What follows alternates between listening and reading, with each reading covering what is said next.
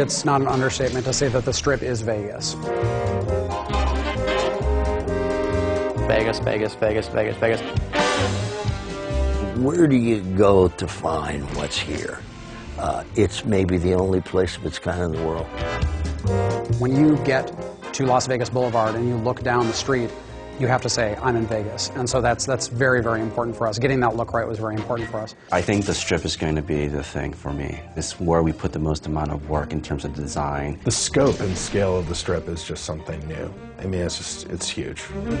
We want to make it big and huge and giant casinos and giant neon signs and tons of people milling about and make it feel like I'm actually on the Strip in real Las Vegas.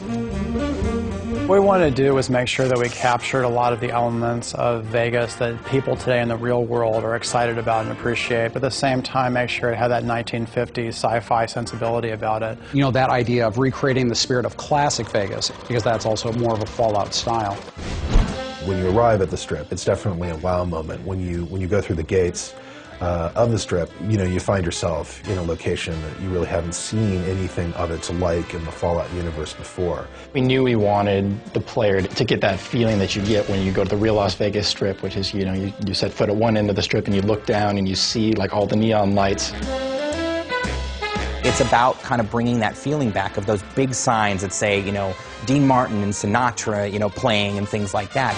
You also see a lot of debauchery on the Strip, of course. You see a lot of, you know, drunken soldiers who are kind of stumbling around from casino to casino. Walking around in drunken stupors and puking on the sidewalks and dancing naked in fountains and that sort of thing. Securitron robots will roll out of there and patrol the Strip quietly, just day in and day out. So if you show any iron on the streets or start shooting, those guys will take you out.